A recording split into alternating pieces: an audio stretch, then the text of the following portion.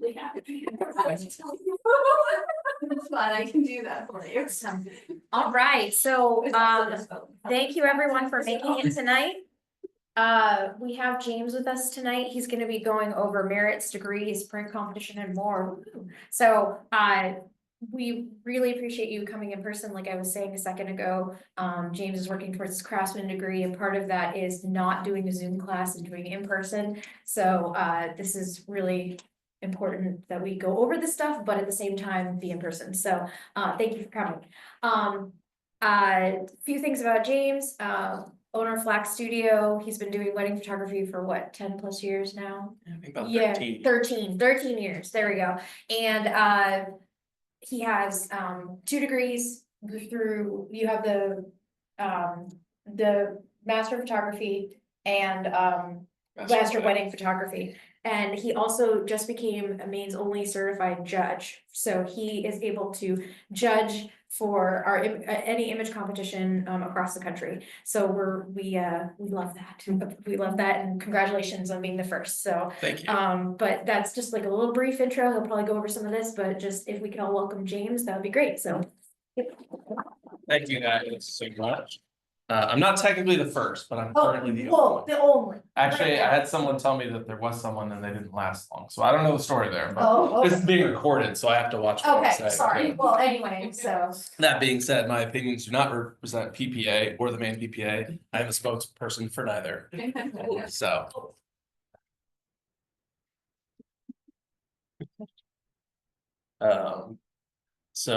you could also, if you want, you can message Brittany and tell her what we're doing in case she's yeah, so my name is James Flaxbart. I'm a wedding photographer primarily, though I like to do landscape and various other things, but weddings is what makes my money. And kind of the inspiration for putting this together is I think when we were in Nashville, someone had been talking about this kind of stuff, and just like the amount that people didn't know or didn't really grasp. And honestly, it's the last couple of years, a bunch of stuff has changed, which makes it more confusing, I think, for a lot of people. So hoping to just kind of do an overview of a lot of this stuff.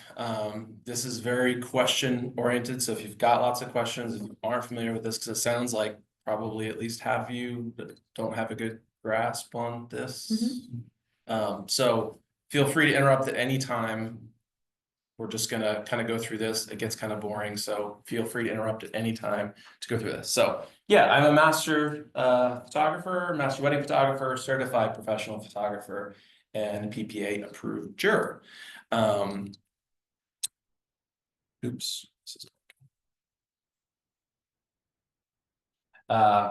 One thing that I'm just going to share lots of random stuff like as we go. So I put together a presentation, and whenever I do, I've done everything from like 8-hour classes to 3-hour classes. And I never know if my slides are going to last like 20 minutes or 8 hours. So I'm hoping I don't run out too quickly and that we have plenty of time to get through everything. So we'll see. We're just kind of waiting this because I just put this together over the last couple of weeks. And so it's kind of new and hoping to cover everything very Maine specific, though hopefully it applies to New Hampshire stuff as well. I think it's not. I think it would. So this was just kind of a random blurb because I go, is everyone here a PPA member? Okay. No. Okay. So if you are a PPA member, when you sign your My PPA, that's where you can keep track of your merits and different things. And when I sign in, this is what it looks like. And I say this because, like, I don't know how many times if you're doing classes and you need a PPA number, that's where you find it. Yes. Also, when states reach out and ask me to judge and ask for my credentials, I have no idea how to put all the different dots and different things. So I just go here and copy and paste every single time. So just a handy little trick when you get to that point where you find that stuff. I've won a bunch of random stuff. It doesn't matter because there's like 5 of us going for those awards. So they really aren't that important. And then the PPA level, I've got a GA for weddings and then different golds and silvers and bronzes. As well as 2-time cover. My headshot taken by the awesome Gary Hughes there, back actually at the Maine PPA convention in like 2016. So I actually still use this headshot for like everything. And it's been funny, I think when I went, because I did this, I actually stole this slide from a presentation I did down in Florida a couple of years when they had me come down and judge and speak on lighting. And It was funny when I met people for the first time, so I'd be curious of opinion, because everyone who didn't know me, which was most of the people there, were like, oh, you're like so much younger and friendlier than your headshot looks like, which I found really funny considering it was like 6 years old and I didn't think I looked unfriendly in the photo, but is that, do I look a lot older or not friendly in that photo? I think it's the straight on eyes, like as someone who's straight on. Just like staring me at. Yeah, I don't know, but I just. The color, it's like blue, like it's really pretty, but like the well, blue black and part white of is the just bad, eyes. but anyway, it doesn't matter. This is not relevant to anything here. I know. But I remember when I met Gary, he was here and I did like my first print competitions, which are always the worst when you're first starting out. And he's like, James, when you learn how to pose, you're gonna be dangerous. And here I am like 6 years later and I still do like no posing in my work. I'm terrible at it. So kudos to you who do studio work and do all the hand placement and all the good stuff. So in this is a little bit of my work. These were both covers of Professional Photographer magazine, some of my wedding work, and then this is the trophy wife actually walking through the what's it called in Berlin, Germany? It's basically the Holocaust Memorial. So it was called It Goes to the Past, and I drew it was raining and drew a Star of David here on one of the uprights. Had her walk through as I just kind of handheld it and dragged the shutter a little bit. And that was the inspiration behind that. So we've seen those, and that's like the large version of the picture that was used in the magazine, which went Imaging Excellence, which we'll talk about all that kind of stuff. And I want to talk a little more about this photo when we get to lighting. But kind of showing the importance of using the light you have and don't feel like you need to implement stuff. And also, I'll talk about this a couple times, but in print competition, we go by the elements, very specific things, but it's okay to break the rules and go outside of that. Because I remember when I first started, like I like to do silhouettes like this in my work when it works. You have a couple of sunsets, seems, unless they aren't comfortable with their body and don't want a silhouette of themselves. I like doing it, but I was told like, oh, you can't do silhouettes because you block up the blacks, and then it's like Imaging Excellence cover. So you can do that and you can get away with it sometimes. So getting into what we're going to be talking about is, can we, is that a professional audio settings? I think we could just like, do what we did a second ago, where you kind of just like, there we the go. X, there we go. Perfect. Yeah. All right. Yeah. All right, now you can see things. All right. So tonight on the hopeful agenda that we'll get to and answer questions, I want to talk about merit, specifically the separation of state and national, and what that looks like, our state awards and recognition program, the PPA degree programs, Master of Photography, artist, all those different things. Image competition and how you can use it to improve your craft. And then merit image review and IPC, the International Photographic Competition. Kind of breaking these down because this is where it's been really confusing people the last couple of years, these different changes that have happened. How many of you have at least entered your state or PPA level? Okay, so most of you. The difference between MIR and IPC, what are the changes, and how to understand the stuff, and then again just kind of using these membership benefits to your advantage for your business, because most of us in business, we got into this because we love to take photographs. Someone said we were good enough and we try to make money and living with it. So how to kind of expand on that. I always like to start presentations with various quotes and like to just show my mustache that I used to have. So great mustaches come with great responsibility. Very important quote from myself. Yeah. So part one, merits. What is a merit? Is it like a ferret? No, it is merit. So there's gonna be some really bad humor here. I love it. Trying to lighten it for you and say, unless it seems like she kind of appreciates it. It's pretty bad. So thank you. So I put it as a way to measure your continuing professional growth and accomplishments through education, service, and print competition in the PPA and main PPA realm, which everyone seems pretty familiar. That's the national and local levels. We have what are called, they used to be called, drawing a blank. Regional? used to be called PPA affiliates, so and now we're community network or community Yes. partners. Yeah. It had to do with some legal thing, I'm not sure, so we're not It's the same. affiliated, it's the same thing. It's the same thing. So, but every state, every local guild, they can all do whatever they want. It's really separate from PPA, but there are connections. So those are some of the points that I kind of wanted to touch base on. And we'll start with kind of like this separation. So is a PPA merit interchangeable with a main PPA merit or points? So I'm going to use this stuff kind of interchangeably because in Maine, you technically can earn merits at print competition, but it's the same as points. But if you're looking at like competition wise, a merit is kind of like a standard for the image. So I'm going to try to make sure that's not confusing, but in Maine PPA, we call it points. But you can kind of interchange that with merits if you're talking about the national level. Does that make sense? We'll talk about that a little bit more. But when you earn crossover, there is some crossover between the two. So that's kind of the first part I wanted to mention. So you can earn PPA merits by things like attending our main PPA convention. I think you either get one or I think it's just one merit. One merit.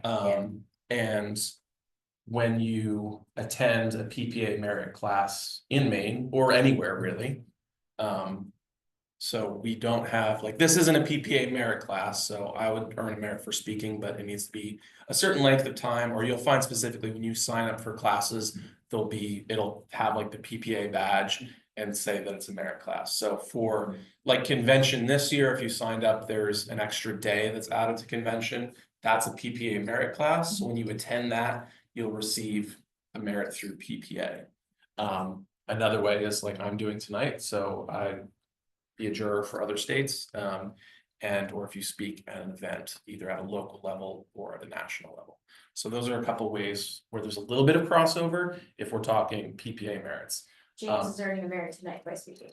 Yes. Yes. And again, at any point, interrupt if you have questions. So I'm gonna try not to lose you. Because this will get a little boring. I apologize. Earning Maine PPA points outside of state events. This you can do by attending a PPA class or a community partner affiliate. Like if you go to New Hampshire or different states, you can actually get Maine PPA points towards for that. Or if you attend imaging or an affiliate convention, like if you go to New Hampshire's convention, Massachusetts convention, you can have points. We actually extended it so that it's any training. It's pretty open. Yeah. So actually, open. I kind of had to So, research on. yeah. You're going to find a lot of this information on Maine PPA's site, and then on the national site as well. But I did find that because I have those in here in a slide as far as like a list goes, but then I realized it's like more than I can put. Like Maine is very generous as far as like the different ways you could earn points towards your kind of local recognition for degrees. So like the Watt Studio, Heather and Brian, Sure. they did PPA merit classes this past year Yes. in their studio. Do those merits for the PPA, can you carry them can you use them just in PPA or can you use them in Maine? So for that specific one, you can. So I'll have a slide that shows kind of how you tally your points, because there's a difference between the national and local level when it comes to how you keep track of those. The national level is automatic, or it's going to be done through those classes. So when you signed up for that merit class, they ask for your PPA number, that gets submitted to PPA, and you'll find it automatically in your merit report, like Jeff had printed out there. So yes, what you'll do, and I'll show that'll be a slide coming up, so you'll see that is, when you go to tally your points for the year, you would just add that to that list. So we'll talk about how to do that. So there's 3 types of, I think I'm starting with PPA. I'm doing a little back and forth because there's where it overlaps. So I hope it doesn't get unusual or confusing. So types of PPA merits. There's 3 types of merits. There's service merits, there's speaker merits, and there's exhibition merits, which come from competition. at the national level. So those are the 3 types of merits you can earn through PPA. So like this tonight would be a speaker merit for me. Service is like attending an event or volunteering at like imaging, something like that. Exhibition is going to be earned through what's now called merit image review, which we'll dig a lot deeper You into. usually get a service merit for like being. Yeah, a when you're president. president. When you're president, yeah, You get I actually got quite a that. few when I was Yes. president. Yeah. You don't get it as any other board member, but if you're a president of an affiliate, you get like a few merits. You get merits for putting together workshops as well, so like if you put together a merit workshop. Or a class, you get merits that way too. So it pays to be on the board and or volunteering in general, so you get merits towards your PPA degree for doing that. Yeah, so there's various ways to do it. So these are a couple of the standard ways that I found to earn your PPA merits. So when you attend a PPA merit class, like you did, Jim, attending Imaging USA, speaking at events like me tonight, merit image review, which is we're gonna talk about print competition and merit image review. But that's how you earn merits now. It used to be IPC, would kind of cover everything, International Photographic Competition. Excuse me, now it is merit image review, which has a lot of benefits. There's no merits anymore for IPC. So when you enter the International Photographic Competition, you don't earn merits for that. That's only basically for cash prizes and bragging rights. So they separated these into being more educational and competition. And I'll talk more about why later. So other ways, like there's some ways you find out like that aren't listed anymore. Like I found out when you view the report, like Jeffrey has, when I was on the cover, I got a merit each time. Affiliate president, like we just talked about, when you earn your CPP, when you recertify for your CPP. What's CPP? CPP is, Sorry. thank you, no, that's, I want questions like that I don't mention. So CPP is certified professional There photographer, kind of a, but it's not a degree, but it's a, it's a certification, right? Take a test. So you take a test, and you have to complete some things, so it's not super easy. Do you have to recertify every so often? Yep, you have to so I just recertified, it basically is good for 3 years and it's automatically renewed. If you attend imaging, I think a couple of times, or you have to retake a test and there's like a fee. I think mine was pretty easy because I think it had to do with earning enough merits in competition. Training too. Okay. Anything like And this. Jeffrey was our CP, are Yeah. you still a CPP No, liaison? they did away with that program. Oh, they did away with it. Oh, Same, well, just you changes. can still, You could still ask. yes, you're So, still on our website. This is one of those things, feel free to ask questions. I may not have as many answers on that, and I didn't plan on speaking specifically about CPP. Excuse me, but it's just another one of those things that I think can be helpful for your business. You're like, oh, I'm a certified professional photographer. And if how many here are CPPs? Oh, it's just Jeffrey now, okay. So it's a good thing to work towards, and it's not super easy to attain. They've changed it a couple times, and I think there's even more changes, so I'm not privy to what those current changes are. But there's like basically a written test, which is pretty complicated. You have to know your stuff to answer the questions. And then there's also like the test of actually taking the photos, and that all goes together, whether you pass or fail. So this is kind of an example that, you know, Jeffrey had printed out. So when you go into your My PPA, you can pull it up and you can see these different merits I've earned through competition, through being a juror or a speaker, and then those couple other random ones I mentioned, like, oh, it was the cover of Professional Photographer, they give you a merit, or if you're a president, those sort of things. So that's what it looks like when you sign in. So like I said, when you go to an event or sign up for a convention, they're going to ask your PPA number and they'll take care of submitting all that stuff for you. So you never have to, unless you know that you're supposed to have a merit and there's something missing, you can reach out to either the organization that was supposed to send that to PPA or PPA themselves in order to do that. Did you have a question? Well, I just want to introduce, so basically, I mean, I know as my position as the board of New Hampshire, when you came to judge for us, it was my job to register you and your number as the juror, so that way you did get your Right. merit. So I would contact them, so the secretary of either organization. that you're in could help too. You used to get one for being, I don't know if they still do it for being the vice president if you're the convention chairman. Yes, you do convention chairman, and then what they call like the program. Like chairperson, so if you headed up a workshop or things like that, you also get a merit, and you don't have to be on the board for that, which is great, so. Yeah. You get merits for helping us, so. So there's basically lots of different ways. I'm kind of laughing / alone because I've got the speaker notes here, which I have almost no notes because I'm just pretty much winging this and looking at my own slides. But it says, I'm usually set at a third stop changes in camera. And I have it on almost every slide because apparently I copied one slide from a different presentation, kind of base it was hidden down. So it's like the ones where I shouldn't have any notes, it just says that every time. Okay, so how to use your PPA merits. So once you've acquired them through some of these different ways that we talked about, what do you do with them? So you're basically saving those up to earn your Master of Photography degree, your Master of Wedding Photography degree, which is newer as of a few years ago, and the Master Artist degree and the Craftsman degree. So Master of Photography is for generally all sorts of photography, anything. Actually, when I really only submitted weddings to earn mine, and then they came out with the wedding degree after that. And weddings, obviously, it's just wedding images. Master Artist degree is for the stuff that's heavily doctored, like when you see, if you've watched image competition, you've got the single image with the guide images. Those are artist images, so that's a separate degree. And then finally the Craftsman degree, which comes from speaking in service. So those are the four degrees. How many merits do you have to get to? Good question, Holly. So, Oh, there we go, yeah. how to use each degree will require a different combination of merits, but 25 is the magic number of merits required to earn any PPA degree. So all the degrees to trade in requires 25 merits. So this is 50 merits that I've traded in. It's MIR's does a similar thing. So we'll kind of, all the stuff goes together. So I had a hard time deciding what slides to put where.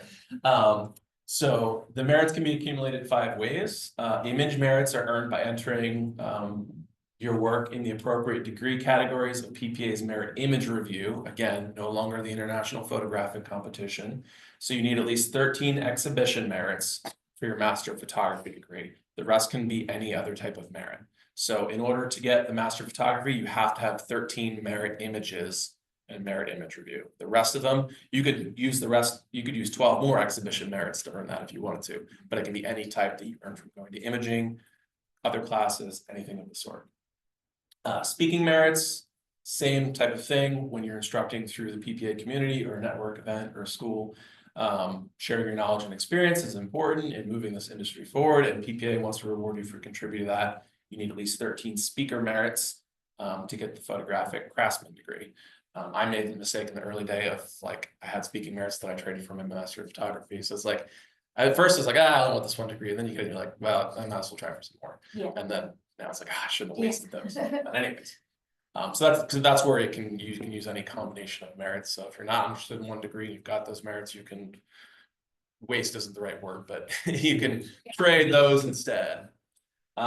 Artist, same idea. I think you get the idea. You need 13 artist image and then image merits and then any other to get the Master Artist. Wedding, same thing, 13 wedding exhibition merits, then the rest of any kind. Service merits, which are earned through various ways that we've kind of discussed, being president, attending events, volunteering at imaging. I think you can find the stuff on PPA's website, so I didn't feel like I needed to get through every single one, just kind of give you some ideas. And don't forget that I'm usually set at a third stop changes in camera. Should know. What about after that? Now, if you've walked around imaging or you see some of the older folks, they've got like just like 20 pounds hanging around their neck. They've been doing this for a long time. Once you've earned and used up your merits for any of those 4 degrees, you now have basically these 4 options. So there's the gold merit bar, which members can earn for every additional merit they earn beyond those required for any one degree. So if you've used up, say, 13 wedding merits, and then you get another 25 over time, you're gonna get a bar like I have for the main thing that you can put over your ribbon. And those will just keep adding up. That's where those come from. Same thing with what's now the MIR 50 bar. That's awarded to members who earn a total of 50 image, artist image, wedding image merits, exhibition artist, wedding merits used towards your master of photography or any of those degrees are included in the total count. So say if I have my numbers somewhere, but once you've traded in, once you've hit 50 merits in exhibition, no matter which one you enter, you'll receive your MIR 50 bar. Imaging Excellence Award. This is awarded to members who already hold a degree and who have had 13 images selected for the all right, we gotta start over. Hey, Dean, are you? There's a couple more chairs over there you can steal. You might even go inside. My giant dean-like body blocks the screen. You're sitting right there. Yeah. Yeah, so you can see.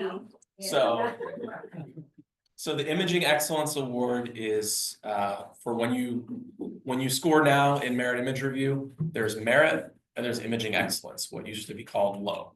So when you eventually get 13 of those, and it doesn't matter that you've traded, you don't need the trade-in part for degrees isn't as important. These ones, like that's the Imaging Excellence Award looks like these, and you earn that by getting 13 Imaging Excellent merits. And that's just kind of an automatic thing. You don't really trade for it or use them up. Imaging Excellence bar, if you're crazy awesome, apparently, and you've already got that, and then you get the bars on top of that. So you get like bragging, extra bragging rights, all kinds of bragging going on. So does that make sense? Any questions on that? And that's what it looks like. This is another, just like we were looking at, like the same chart Jeffrey has. It shows you what I've traded in. So my trade merit's 50. I do 17 wedding exhibition, 18 service, 13 regular exhibition, and then 2 speaker merits to get my 2 degrees. And I currently have 39 unused merits, 19 service, 9 speaker, 10 exhibition, blah, blah, blah. And then once I hit, say, 13 speaker, I'll have plenty to trade in for my craftsman degree. Any questions? More pictures of my mustache. Did you already go over why you chose this one? Yeah, there's just gonna be random mustache photos in here. Yes. Yeah, Yes. pretty much how it's going for. All right, has anyone totally lost or have any questions? Feel free to. Anything you guys missed that you want to talk about? Yeah, that's all you need to know. This is worth the trip here. That's all you need. All right. All right, so moving on from the PPA degree realm, let's talk about the main PPA award and recognition program. So this mirrors the national level program to recognize us locally for your photographic excellence and service to the photographic community and yourself through volunteerism and education. Similarly, I think it says here, so all right, so this is similar to the other style. So types of main PPA merits, or what's called points. You have image merits, education merits, membership, and general. And this one's far more wide reaching. So I'm gonna go through some of them. But essentially go to the website, you'll find a very comprehensive list that will tell you more than we need to go over now. But some of the bullet points when you earn a merit during main PPA image competition. So merit is an 80. Assume we're probably sticking with new merits this year. Yeah, I think so. Okay. As far as I know. So we'll talk about some of those Yeah, changes. yeah, But there are changes. So. But essentially, if you earn a merit in image competition for Maine, those aren't national merits. Those are just good for here. But those can go towards actual merits for your main degree in recognition. When you earn awards or trophies in image competition, those will earn you merits. When you attend meetings like this, anyone who's here tonight, you're signed up, you can, that's one merit towards your main degree. Attend PPA or any affiliate events, like I said, it's very broad. If you look at the site, membership, when you're a member, you get a point, or you're for others, you get a point. If you serve on a board and committee, you get points. If you become a CPP or earn PPA Degree, you'll get points, and many, many more. How to use your PPA points. So just like at the national level, you trade in for your degrees. We have the main Photographic Excellence Award, which is 25 points, 13 are image points, 12 from any other category. So you can see how it's like an exact mirror of the national level. So the green one is the Photographic Excellence that you earn through image competition and then any other points. And then the main Fellowship Award, which is the purple one. Again, 25 points, 5 must be membership points, 13 must be education, 7 from anything else. So it's basically just saying you've participated in our organization for a long time, attended things, been a part of the community. Here's a purple ribbon. And then finally, the lobster pin incentive, which I have one, and I actually have a bunch more, but I just keep one on my national lanyard. When you earn 12 points in a calendar year, 12 merits every year, regardless of category, you get a lobster pin. It's awesome. And you'd be surprised how many states speakers love them, or you travel like, why do I get a lobster pin? You got to come to Maine because we got lobsters. So, and you can earn one every year. So that brings me, I think, to kind of submissions. So this is where it's different than where we talked about PPA and a lot of the stuff being automatic and it'll be submitted for you. This you have to submit yourself, and this is good timing because this is due by the end of this month. So every calendar year, you go to the awards and recognition program on the main PPA website and fill out your points summary form before February 1st every year. So all the awards, lobster pins, the like degree medals for state are usually passed out at banquet. So if you go there right now or you get home, whatever, if you've traded, and it's like basically kind of built on the honor system. So you just go in and you'd be surprised, like I'm just going like, holy crap, there's like so many ways you could get points. So it shouldn't be too hard to hit 12 every year if you attend stuff or enter stuff or participate. Another thing too, to let you guys know, Crystal, who is the head of it, she'll take, like, if you're like, oh my goodness, I didn't even realize about this program, she'll do back years too. But you just won't necessarily get the lobster pin, but you can, but it'll help towards your fellowship and your other, the photographic one. Yeah. So, like, if you're a long-term member and you're like, crap, I've missed some years, you can go back and fill it out. So you just have to make sure that at the top you put, 2022 or whatever year you're putting at the top, so. What Yeah. about missing every year you've been a member? That's up to you. You've got a lot of adding up to do. You got a lot, so you can actually, on your account, it'll tell you all the classes you've attended. So you can do it that way too, so it'll have like your So roster. if you, so you haven't collected any of your main things, so. Yeah, So- no, I forget. I do have a lot from like one Yeah. time that I actually remembered, but. It sounds like you technically probably have enough points that you can have something to put that on. Yeah, Instead of just your nipple piercing. So, So. But it's so nice. Yeah. all right, so in the main realm, any questions on that? Did that all make sense? Everyone bored to death. I I know feel like this you is should mirror. very this. riveting stuff. Like, you have yourself that way. I was gonna use a different Mirror- picture, but I got lazy and I just copied that Yeah. slide. In the next So- one, be like you upside down or something like Yeah, that. yeah. I forgot, there's the good Bernie one, make it out in the snow that Oh, usually makes it in my face. Yeah, I always ask when I speak in a state, I'm like, is this appropriate? They're like, oh, people love that. Everyone else is like, what? Alright, so how do these benefits help my business? And I'd love to even have this open to people talking about it, if you have anything that you'd like to add. But in my opinion, your awards, degrees, and certifications kind of show your clients your commitment to your craft. It shows that you are the professional. You've worked for these things that are hard to attain. It kind of gives you a step above the competition, because we tend to have a crowded market. That's probably the biggest complaint I've ever heard through anything from photographers, like, oh, I can't make any money because it's so crowded, which is, there is truth to that for sure. But find ways to elevate your business that you can stand out, whether that be You know, when I teach a lighting class, be like, oh, people know me for this. It's something that not everyone can do. So it's a way I can stand out and people notice that, but they might hate that style. So that doesn't work. So you've got your own style that works for you that can elevate your craft. But I've definitely had people book because of these things that they've seen that I've earned, that they see on the website.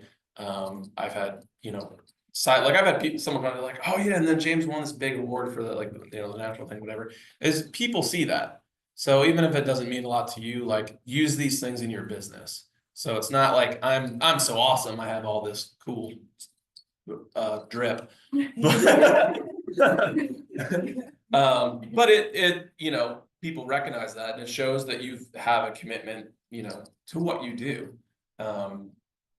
And then, you know, ultimately elevating your skills. I think from the time I started in this, like my first time attending anything related, I was invited and I came to the 2016 convention, and that was when I first started at PPA, and I knew nothing. I knew that I like to take photos. My background is in construction. I was kind of switching over to maybe do photos, which is what I have done. And there were a lot of good people here who basically kicked me in the butt and told me like, oh, you charge what? Like, how dare you? And then, you know, you're like, oh, I don't know. And then you're kind of scared. So, you know, when I started, I was booking weddings like under probably under $1,000, some of them. And my work was not bad. I have merit images from my first image competition, and I was charging less than $1,000 or around that. And, you know, now our average wedding booking is like 7,500. You know, we just booked a wedding for a couple of weeks from now out of nowhere for like 5,500, which is a nice little winter paycheck. You're not expecting anything. So keep that wood stove going. So,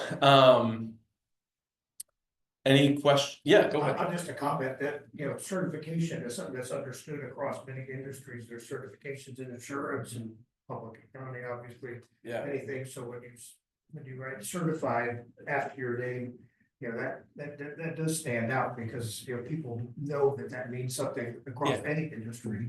Because there's somewhat of a misconception. I mean, there can be with a lot of businesses, but like photography is one of those. It's a little bit hard, I think, to get respect for what you do, because it's not taken seriously as a profession. Because at this point, it's like, oh, well, anyone can pick up a camera and press a button, which is true, and there are people who do that. But when you actually are committed to your craft and trying to learn, there are the, you know, for me, we could have a whole nother talk on ideal clients and the kind of clients you're trying to attract. The kind that think like, oh, it's just someone that presses a button, I'm going for the cheapest person on Facebook yard sale because they've got these minis for $20. Like, you're not trying to chase those people anyway. You're trying to chase the people who appreciate quality, who want something special. You know, for me, I want the people who are not trying to wheel and deal for an old used Honda, which would be me. That would be me. I want the people who have no problem going out and buying a new Mercedes. That's the money that I want to go after in my business, because they appreciate quality and they're willing to pay for it. And you'll find that those clients are way easier than the cheap clients. I used to think more money, more problems. That is not the case. People are willing to write checks and not think twice. And they're also the clients that are best, that will trust you in what you do. They've hired the professional that they see. They're not going to be sending you Pinterest boards for their photos or telling you what to do. They trust you because you've earned a reputation, and then they're going to follow your leads. And many times the clients say like, oh, we trust you. You're like, whatever you think, that feels good when you get those kind of clients. So that's what you're shooting for. So I think we're kind of wrapping up the degree section and the merit section for the most part. Is there any questions? Same slide. Nope, different slide. As far as any of this stuff goes. Yes. Can you submit the same image to both? Yeah, and I'll maybe touch base on that, but when it comes to images, yes, there's short answer is there's no limitation. You can't, if you earn a merit, you can't resubmit that to any of them. So if you get a, except for, let's say, the national level, which we're going to talk about this stuff, but MIR, if you submit to merit image review, that earns a merit, you can put that in IPC or vice versa. But you can put them in all three different things. So if it earns one, you can use it in all three places. You just can't resubmit. Like say if you don't get a merit and you decide you want to try to, you can resubmit. But once you're in the merit, that's it. That image is dead to the realm. You can earn 3 merits in the same thing. No, because IPC doesn't give merits. So you could get a merit image review merit, or And they no longer do 2 merits for imaging excellence, merits and merit. So you get one merit for an image. And it's 80 points. 80 points, 80 or points, at MIR, it's called just merit. Merit. So, yes. You At this, Yeah. this is where we talked about the like national versus the community level. Communities can do whatever they want. They can run their competitions however they want. They can do the rules however they want. They can do numeric, or they can do the merit, no merit, which people complain either way. I've heard it all. It is what it is, but PPA used to do non-numerical, then a lot, at least for me, I only saw numeric. And then now they're back to merit, no merit, which has advantages, and we'll talk about that. But if we have more questions, I'm gonna go for that. So, all right, let's move on to image competition, or at least that general realm, and go through kind of how all that works. So there's the 3, which we were just talking about. We have MIR, PPA's merit image review, the national level, IPC, which is also the national and international level of the International Photographic Competition.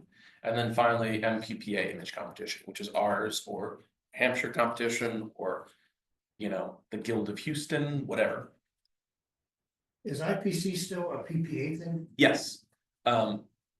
We'll talk about more of the details, but yeah, they basically, part of the separation was to put it more in line with the World Photographic Cup. That's international, that we participate in, and there were some things that didn't work together, so that was at least part of the split. So main PPA image competition. I had on my slides. Oh, we got a long way to go. So okay. Like I said, I never know if it's gonna be 20 minutes or 3 hours. So main image competition, it's a good way to win local state awards. You'd be like, yeah, I won against the other 3 people I'm competing with. I'm the best. But you know, clients recognize this kind of stuff, so it's cool to put out there. And you did work for it. If someone else doesn't participate, that's their fault. Earning merits or points towards your main degrees. Testing the images for MIR, IPC, which basically that means some people, and there are people who will put their image in like every state, and they just keep track because they want to know what it scores, or they want to change it and tweak it and see which version works the best before they put a national. I've never wasted that kind of money, so I don't necessarily recommend it, but you can do whatever you want. But when you put stuff in Maine or any other state, it's some people do it as kind of like a, because we get submissions from people who aren't from Maine. They're not gonna get any awards. They just want to see what the score ends up, which is fine, because then we get money and it's all good. 100 chasers. Yeah, I would call them 100 Yeah, chasers, where yeah. they're like, they're trying to get that 100. And this is part of the reason for the changes at the national level, because it's discouraged people who are like, well, I can't get 100, so what's the point of me entering? And there's kind of like that discouraged factor. We're trying to push it more towards education and self-improvement versus fighting for awards. So that's a big part of the changes. The note images earning merit at state, like we talked about, have no connection to MIR IPC. Totally different things. PPA, merit image review, and international photographic competition. What's the difference? Why are the changes? What are the changes? And yeah, let's just talk about some of that now. I don't remember if I had slides specifically for some of this. So I think the difference basically between these two, like we were just talking about the separation that I started to talk about, was it used to just be the international photographic competition, where it was once a year. You could submit we used to have districts and the international. So I think you could submit 4 or up to 8. I don't remember. 4. So your goal was to try to get 4 merit images, because that would earn you like a gold, silver, bronze. Because if you're in 1 merit, it was just 1 merit, and then you wouldn't get a medal, but you could put it towards your degrees. And then you had a second chance when you put in 4, and you got 3 out of 4, which is always the most stressful. Then you had to pick 1 more image to try 1 more time for international. And long story short, all of that's gone. I think it's permanently gone. That's fine. So it's been split into two things. We have merit image review and the international print competition. So merit image review is specifically for earning your degrees. So it's no longer competition based. It's about learning, and it's also not, I'll display more on that. But it's more about learning with your images. You can order critiques. So it's separated competition entirely. International print competition is held once a year, and that's to go with the World Photographic Cup, which will be, we'll see some of those differences there. So the changes probably already make sense from what I said, to just kind of separate these two realms where there was that overlap that people didn't like. And at least at the PPA level, essentially, there's what, 50,000 members, something like that. Like PPA has a very large membership, and like 1% was using image competition. So they wanted to separate this to do it more education based. It was intimidating, not gonna lie, like. Well, this is yeah, the number one yeah. thing I try to push people to enter. It is intimidating. It sucks when you lose. It's fun when you win. Yeah, But it's, you know, you put a lot of work into your baby, you put it out in the world, and then it gets hit by a truck. And you're like, well, that was discouraging. I never want to do this again. yeah. So part of it, there's still that aspect, but I think that people are also, like, even when you enter Maine, like, people don't want their images to be seen or judged publicly. So it was trying to separate that at the national level. And then what are the changes, which I think we'll go into a lot of those. Excuse me. So But James, are you saying that the way that they've made changes now is that you no longer earn merits out of IPC, which you can then use toward degrees? correct. IPC no longer earn merits. You only earn merits through MIR, or merit image review. So So IPC, you would put in for like, to then go on to the international. yeah, it's for cash monies and bragging rights. Oh. So for real drip. So yeah. So anyway, again, Can you, like, if you put photos into the MIR and they merit, well, then can you put them in? Yes. correct. Yeah, so I mean, that might be a good way, because I entered for the first time, because I haven't entered print competitions in a couple of years. Since I think 2021, so maybe my last time I put anything state or national, really. I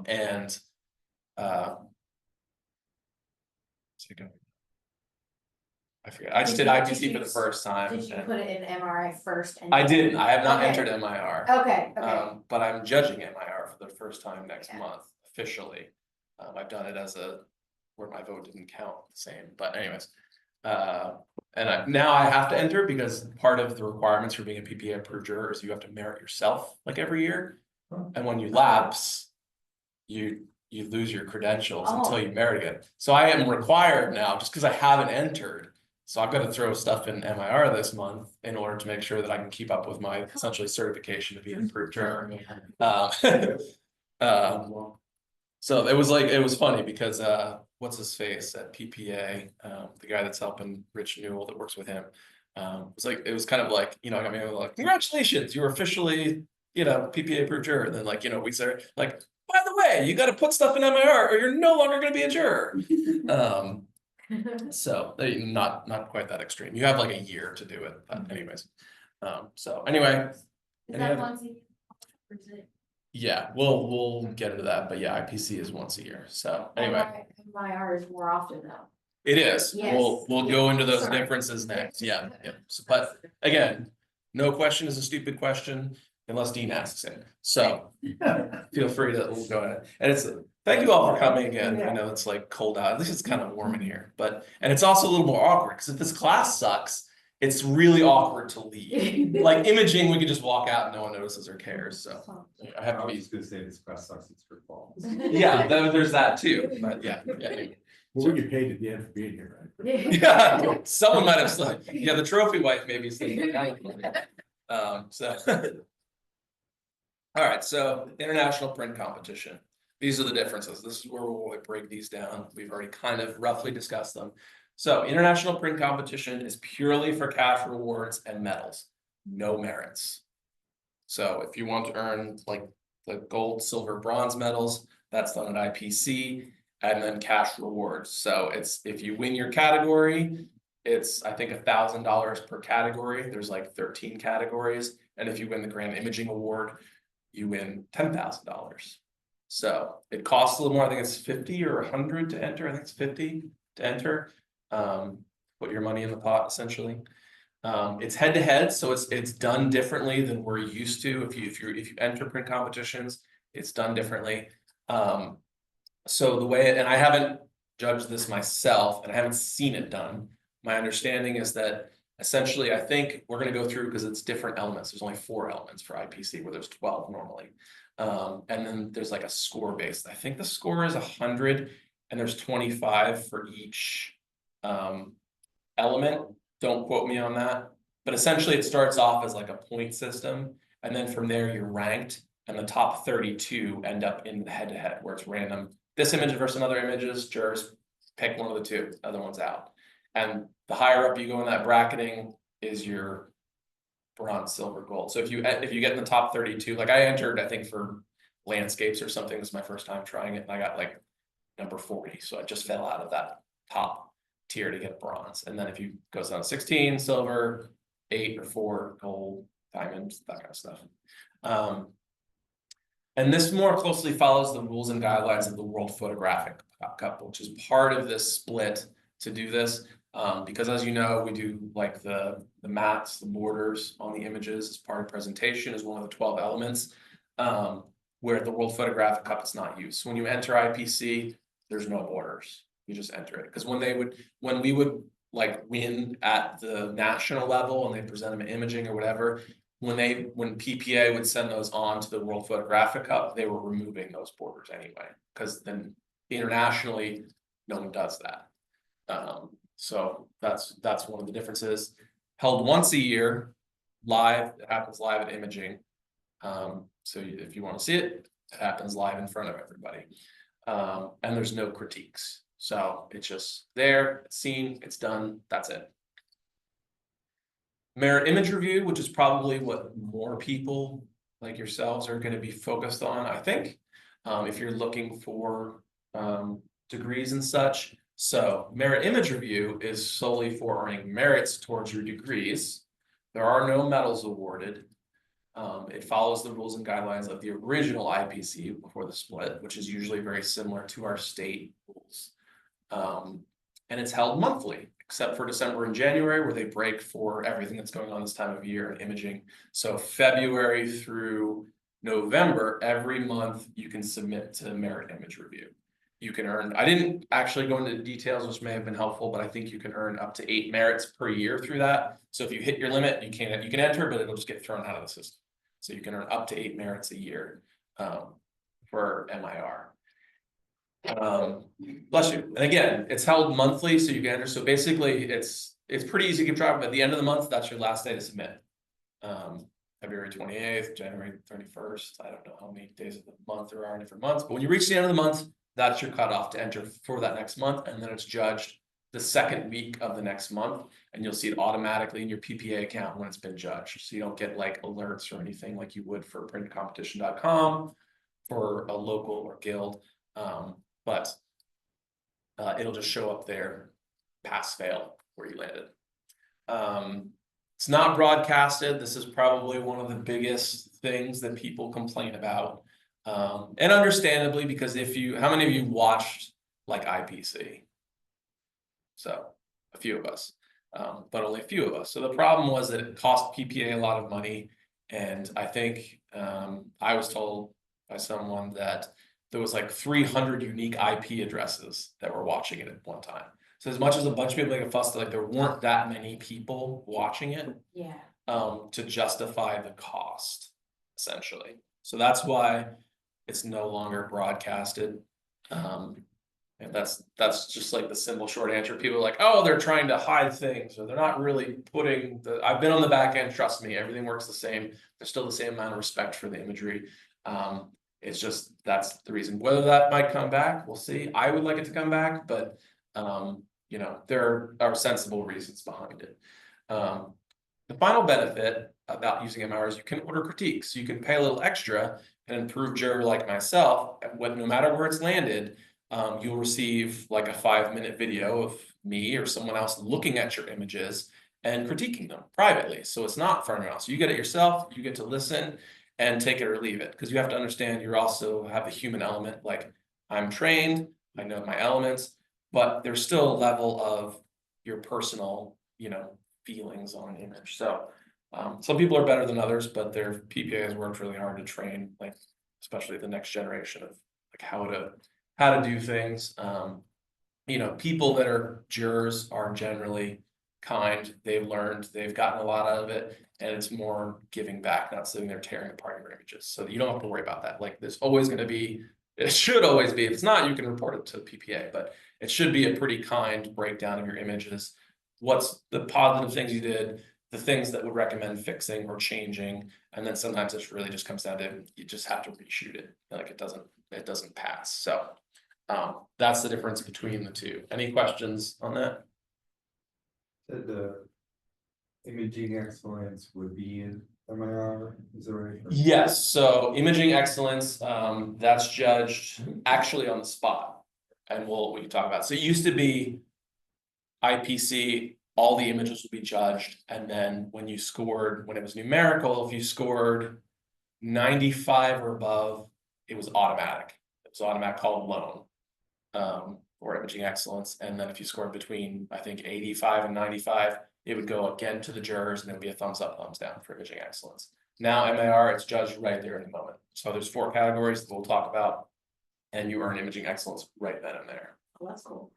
So you can enter monthly, is it just one entry per month or? I can't remember, it's 4 or 8. I think it's 4. It's Yeah. 4 Okay. every month. 4 every month Yeah. that you can enter. Yep. Yeah, it's what, $25 an image? Yeah, I think it's $25 an image and maybe $10 for critique. That's just off the top of my head, I'm not sure. So kind of a side by side of these two we've just discussed. IPC is based on 4 elements, which these are really pretty interchangeable, you'll find. Like there's 12 elements, but a lot of them relate to each other. So at the international level, it's impact, technical excellence, composition, and style. There's no presentation. It's initial score and then head-to-head, like we discussed. And there's no AI or third-party imagery allowed, period. You cannot use anything that you did not make yourself. That's just an absolute, unless I'm wrong. In which case, then you shouldn't even be listening to me. Well, I have a question on that. Sure. If we know the answers to it. And I just haven't read the recently. But where there are things that are AI based in terms of their engines, like Topaz, for noise reduction or things like that. Would that be considered an AI that's not allowable? you can always email PPA to ask. Yeah. My understanding is that stuff like that is okay, because then you get to do if you're cloning or removing something. But I think at the IPC level, almost none of those categories you're supposed to do that anyway. So I'm pretty sure when you because that's part of what I liked. This is one thing when I started all this competition stuff is my work is not very doctored. I suck in Photoshop. I can hardly make a mat. So I just like to take the real images and that's what I want to submit. So I've had to learn to remove stuff, all that stuff. But I'm pretty sure if you submit to IPC, I don't think you can even clone things out or anything. It is the image. I could be wrong, but I'm pretty sure it's sort of like reportage. I'm almost positive, but I've also done different judging. Say you're wrong, but that's okay. Yeah, I've seen some where it definitely had cloning of things out. It might depend on the category. So, Yeah, it might have been in the category. Yeah, I didn't maybe, just yeah. think of Carlson. Yeah. That's not. The thing is, That's, again, I'm kind of giving you the base starting point, but always read the rules, whether it's state, national, they are listed, they're easy to find, read it carefully. Because I know that I think maybe both of these now, or at least some categories now, when you submit, you have to send the raw along with it to show that you didn't do something you weren't supposed to do. So when you upload, you also have to upload the raw file. with it. The only thing that we require at the main level is reportage.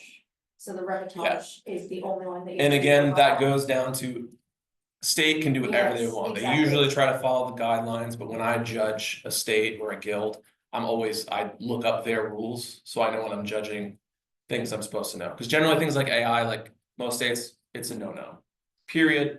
I can tell you jurors tend to hate it, like I cannot stand any AI use at all. It's not, you didn't create it, it shouldn't be there, period. Again, my opinions do not represent PPA or the main PPA, disclaimer. Merit image review is the 12 elements that if you've been a part of this for any period of time, we'll go over those next. Those stay the same for both merit image review and our main PPA comp. That's what we as jurors are judging on. You do have a presentation, that is one of the elements in both MIR and state. It's not a necessity. Images merit without mats, but it adds to the presentation, so it'll help you unless you put in a mat that hurts it, which James, what is will that? happen. So that people understand. We I'm can- gonna show a picture of the mat. Thank you. Hey, All photographic elements must be created by the maker, no stock or AI images are allowed. All processing, manipulation, and rendering must be done by the entrant under their direct supervision. So you can't like hire a company to retouch this image Right. for you. Oh, yeah. And then submit it, so. Yeah, As exactly. well, so. This varies, but for merit image review and PPA, it's either score based or what MIR is now is merit, no merit, which I'll show those. And then third parties, sometimes, again, this just goes to checking the rules. Because I always have to ask when I judge a state, like reportage or like, you know, if we're gonna do reportage, it's usually announced by someone, like now we're judging reportage. So we know, okay, we're judging this on a different level, same way art, if there's an artist print, if it doesn't have guide images, but it's clearly an artist image, it's not being judged as an artist. I'm gonna judge it as a photographic open image, because that's the way it's presented. If it has guide images, we're assuming it's an artist image, and usually we're told. So it varies. I don't remember what we do. I think we historically have always mixed everything together. Sometimes I judge states we're like, all right, we're doing wedding, now we're doing reportage, we're doing The only portrait. thing that we break out is the reportage, and then we have an AI category as Yeah, well. which I would get rid of. So. That is my own Well, personal it's opinion, not- not it's representative just of for- PPA or was- BBA. It was supposed to be for like fun, but the idea behind it is that the person still, like the main subject is still photographed by the photographer and then using AI elements to enhance it. So it's for fun, but Yeah. we don't give you like a trophy for it or anything, Yeah. so it's just kind of a fun category, so, yeah, Right. so. Yes. Is there a requirement on when the image was created for submission, like does it have to be the past month? 12 months, or- No. The only requirements along those lines that I can think of is say if you submit to weddings, at least now in Maine and. Excuse me, this also is the same, I think for both MIR and IPC. It has to be shot as a day of wedding. It's not a Shoot. stylized shoot. Yeah. There is a category for that in various places, but that's the only specific, but when it's shot generally doesn't matter. Unless again, it's a state specific thing, like we might have a special challenge for the year and it was supposed to be shot that year. Could be something like that. But as far as the national level, no, it can be shot. I actually had fun with that when I entered Maine the last time I entered Maine, I did reportage images because it was stuff that I shot when I first started. So I liked film and different things that like wasn't edited. So I love reportage. It's like I have to put something in that I can't retouch. Even though there were like landscapes or different things, it was like, this is just a real image I took that I didn't change to the extent that you normally can. So example, World Photographic Cup, this was 10th place in the reportage. No map. Or presentation, thank you. This is one of my images. That's a map or a presentation. PPA, this tradition comes from like what people like Dan and Jeffrey probably remember, because when you guys would have done print comps, they were actual prints. and mats. And so those, before we did digital, it was just like classically, you look around the room, everything's got a mat. You don't usually see a photograph or something without a presentation, quote unquote. So that's the background for it. I do like it. It gets a little crazy. But you know, that's kind of the history, was just continuing on from prints through digital, that it still had that presentation or mat, which is almost completely done away with. But I have been to a couple states where they still will do the print. And I think I've once or twice judged like a physical print Wow. in person, which is pretty cool. Yeah. Where they actually did like a real mat and like torn edges and like stuff that you see done digitally, but like really done, which is impressive. Because like back in the day, you had, just like you have specificity on like the way my monitors need to be calibrated, so that I'm seeing things how they should be represented. Whether the maker did that properly or not, it's up to them. But I have requirements that my screen is correct. Like you used to do that with like the lighting, the color temperature. I don't know how the like brightness, different things to measure, but it was like specific. So when I'm viewing this print, that's how it's supposed to be viewed. So kind of a fun back history, and also why, yeah, Dan. If you wanna go way back, that pinstriping around your photograph, we used to do it with, auto pinstriping. Yeah. By an auto shop. Nice. Which also goes to like, they used to call imaging excellence loan. And a few years ago that was changed as well. The history of loan goes back to the print days, when in the earliest PPA is 150 years old, when you'd have these top images, they were loaned out and actually like toured the US. So the physical prints were loaned and kind of went on display around the country. So that's because when I first started, like, what does loan mean? I made loan, I know it's a top image, but what does that even mean? And my predecessor had one of our music theater pictures that he took hanging in Epcot. Nice, yeah. I want to see those pictures. 150 years. Right, so that was like, there are, I think I've seen it somewhere, I don't know if PPA has it on their site, or like I've seen them before where there's like, you know, like a cart of prints and stuff like that. It's pretty cool. So a few years ago. We did that. Still could. We had a Christmas party in Studio in Portland. Yeah. And we had like 40 or 50 of those prints sent up to us. So that's, you know, that's the background, loan, imaging excellence, they're the different names now, but that was the kind of the origin of that, and Probably a sticky pinstripe. why we do mats and stuff, so. MIR and PPA image competition, how are they judged?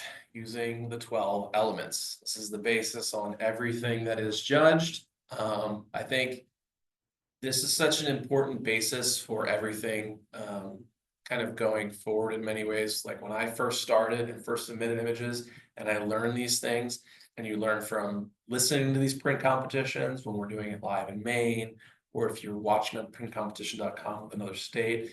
I learned so much about how to make my craft better that at this point in my career, when I'm shooting, all these things are in my mind just like second nature. Like I'm thinking of creating a mirrored image as opposed to just shooting. Like you're like, you do it and it's like, now I'm no longer putting horizons through people's head. Horizon usually isn't in the middle of the image. You're looking for distracting elements to keep them out of your frame. All these things, not only do they make my work better, but they save me time on the back end of fixing mistakes because I was too lazy to pay attention in the first place, or simply didn't have the forethought and knowledge. Because we all start like, you know, it's nice when people say to you like, oh, you have a good eye. But just like music or anything else, like, sure, you might have that starting talent, but unless you work on that and do various points of education, like you're only going to get so good. So that's where things start. And I want to kind of, we're going to go through through these also. The 12 elements, impact, technical excellence, creativity, style, composition, print presentation, color balance, center of interest, lighting, subject matter, technique, and storytelling. Those are the 12 elements that are used to judge images. Here's another little graph that's similar because you'll find a lot of these things kind of overlap in a way. So they're all important, but they all work together. So impact is kind of the starting point. You can see composition, center of interest, those are related, creativity, style, storytelling, subject matter, technical excellence, and then kind of all the background to that technical excellence. So there's another thing that I've kept in my mind ever since I heard it that I'll share at the end that I also found helpful for print competition. So let's go through the 12 elements. Everybody still with me? All right. I know it's cold and you're sleepy. 45 minutes, by the way. Yeah, I'm only halfway through, but we'll do this. Okay, okay. Pick it up. All right.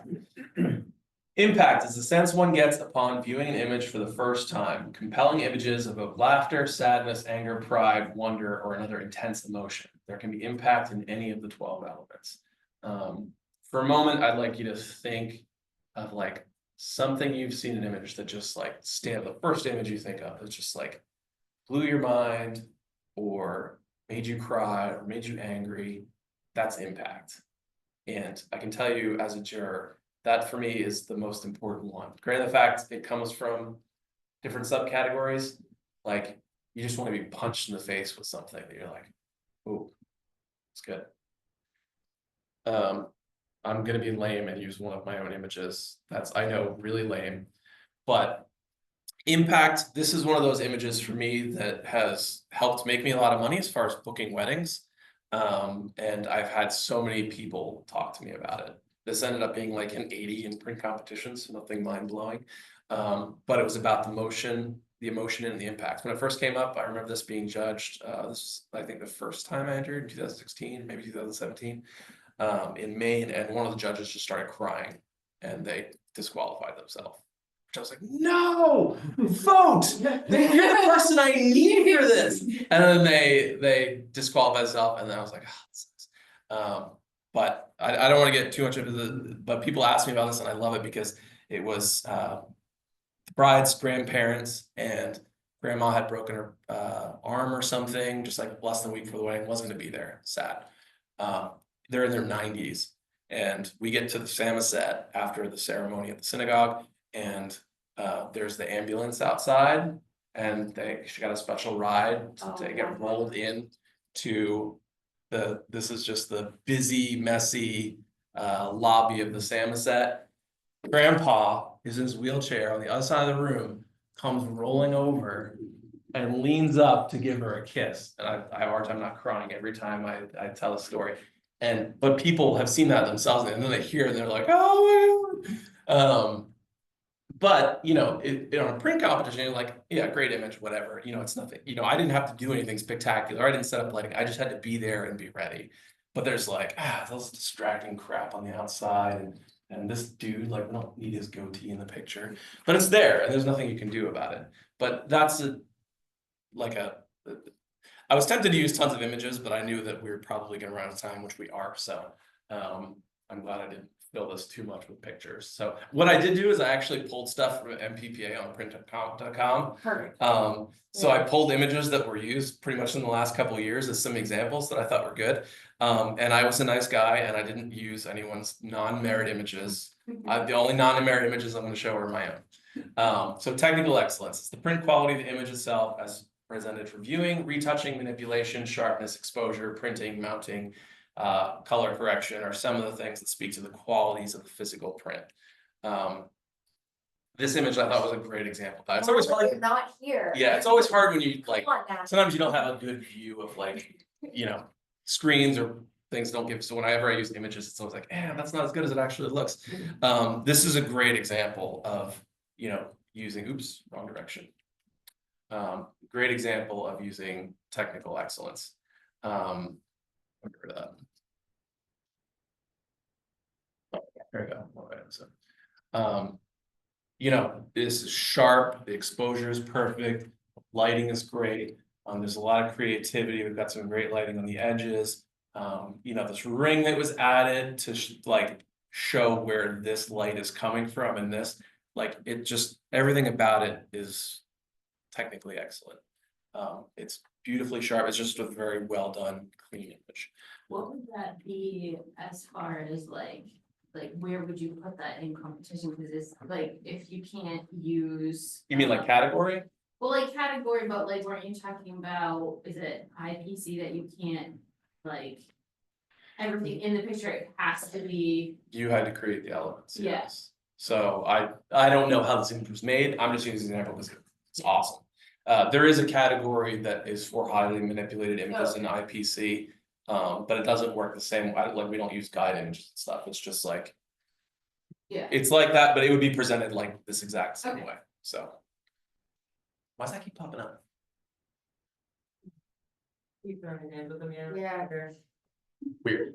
Alright, creativity is an original, fresh, and external expression of the imagination of the maker by using the medium to convey an idea, a message, or a thought. Basically, is it original?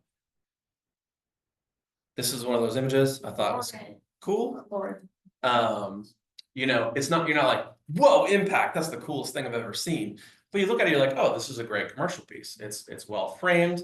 The creativity to show, like, I looked at this and without knowing, I just assumed this was done probably for this manufacturer and this, oh, let's show the ingredients they use. This is a good example of creativity in an image, to, you know, put forward what they're trying to say, or in this case, I assume what they're trying to sell. Because Lauren does commercial work, and I assume that's what this would have been. Similar with this one. Sure, if I'm critiquing it, when I say, oh, the exposure seems a little dim, I would change some things. But all in all, this was a merit image, and creativity, I think, was a big part of that, where, you know, there's just so much fun things to look at. It's a simple reflection, the lines are done really well, everything is straight, and you just keep looking around all these, and they like suddenly will change, even though we know this is just a reflection. You're like, ah, there's this stupid sign in here that's distracting stuff, but it shows part of the story and tells the whole scene. It's a creative use of what the maker had in front of them. I think this was Tim Burns. Style is defined in a number of ways as it applies to a creative image. It might be defined by a specific genre or simply be recognizable as the characteristics of how a specific artist applies light to a subject. It can impact an image in a positive manner when the subject matter and the style are appropriate for each other, or it can have a negative effect when they're at odds. That's where styling is important, that these things feel congruent. Because that's one of the big things that, you know, I will use when I'm, you know, arguing for or against image. If there's just this incongruency with like how it was shot or how it's done, like these things don't line up. Like this, I thought was a great example of styling where all of these pieces worked well together. It has, you know, the style of not just how it looks, but like the lighting that was used. There was a very soft style for a soft scene. She's got this little tattoo here that mirrors her wings and this kind of angelic look. There's very soft tones of the whole image. It has great color balance. The way they use the matte, everything in the image, like everything is just congruent. Like this whole scene works together, and it works together really well. Composition. It's important to the design of an image, bringing all the visual elements together in concert to express the purpose of the image. Proper composition holds the viewer in the image and prompts the viewer to look where the creator intends. Effective composition can be pleasing or disturbing depending on the intent of the image. There's many different types of composition. There's, you know, centers even a competition, even though jurors like will seem to pick that apart. You know, you're talking the rule of thirds. You're talking the use of the like the perfect rate, the golden ratio. There's all these elements that are part of composition. This is an image of mine that I like. Mark Sweeney gave me a Juror's Choice Award, but you know, the composition, we've got thirds going on. We've got kind of our main subject or part of the subject matter up here. This is like a third here. This is a third here. We've got the leading line of the bridge heading up to this. We've got the leading lines of the clouds, the castle. I did a long exposure. So I was like up on the St. Charles Bridge like this, just waiting, like terrible light beforehand, had to wait till dusk. And then after dusk, like there's only a couple images that are good. This was like that perfect balance of light that I needed to show everything and then do a long exposure. So when it's big, these people are all moving like a wave. So it gives some motion and drama to the image. Similarly, composition's almost the same. You're gonna see, you go back and forth. He's got these leading lines. This is Dean's. Got a third there, kind of unusual lighting that was used well. We not only retained all the highlights, but it's backlit. So usually that's like boring. You shoot landscapes, you don't have any drama in the shadows of the mountain that usually would work against you. In this case, it was edited perfectly. Is this like Iceland? Yeah. The black sand, yeah. You've got you can't see it's has such deep contrast that you don't see here on the screen that I can see on mine. That's just beautiful. We've got the slight shutter drags. We've got this motion of the waves that lead us over here, up. The composition of this image is beautiful. And here's a print comp trick that I've learned that I like to use, is when you're looking at your image, go way back. You're staring at it like this. when you're editing, look at it as an icon from a distance, and you'll be amazed at what stands out to you. You're like, oh, there's something I didn't see. The reason I picked this image is because when I scrolled through the entire competition, this image, boom, stood out to me. It was powerful, had impact. It was bright, but had a lot of contrast. When I scrolled, it stopped me in my tracks. It didn't blend in with the other things. This would have been my Juror's Choice Award if I had judged this competition.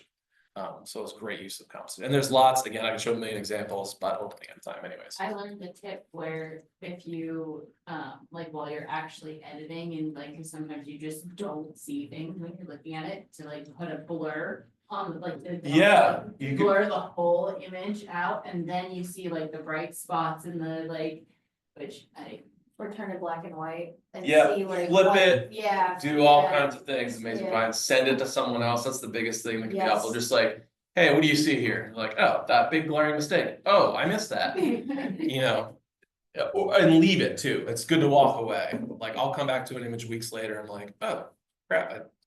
Print presentation, we've talked about this some. Affects an image by giving it a finished look. The mats and borders used should support it and enhance the image, not distract from it.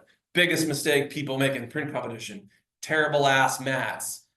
Man, I hate matting. That's still something I hate doing. It takes me forever in Photoshop. I'm not good at it. All of my work, all of my merit images, they're a simple black and white, like Dean used in that previous image, or like the same, simple black matte. Don't get fancy unless you're good at it. If you're good at it, it can add to an image, but there's nothing that'll sink an image like a really distraught. I see like some beautiful wildlife work, and then you're trying to pick the tones, get that color balance, and it's like bright green. You're like, all I see is the matte and my eyes are burning. You know, don't do that. Don't do that. So, you know, using, you know, this is a good example of a fancier, you probably can't see all the detail, but a well done, even that classic look, that oval, that's muted, it adds to the image, it draws you in. And while it's, you know, a little fancier, it's not like glaringly distracting. So in general, less is more. Don't overdo it. This is the first year I entered, 2016. It was a bad example of that. And that's not terrible, but I was trying to, someone else was kind of coaching me on what to do, and I tried it. This must have taken me hours to get a 76 or whatever it got. Very disappointing. Yeah. But it's just like, this is kind of, well, like this scene is cute. Like, this is a great client image, but it may not be a print comment. You know, his hands in his pocket, there isn't as much interaction should be. It's good composition, good color. It's a nice image, but you know, that doesn't mean it's gonna get 100. But this matte doesn't really do it a lot of justice. Color balance supplies harmony to an image. An image in which the tones work together, effectively supporting the image, can enhance its emotional appeal. Color balance is not always harmonious and can be used to evoke diverse feelings or the effect. You think of the color wheel and the opposites. If you don't know your color wheel, learn it. Greens and golds go together, yellow and blues go together. Or watch a Handmaid's Tale. Watch that. Or watch A Handmaid's Tale. It has got the most amazing color, like the way they use that in that show is unreal. Yeah, there's some great examples of shows. Like one of my favorites that I've watched is Better Call Saul. If you want a course in composition and filming, man, it's so Or Peaky Blinders. so well done.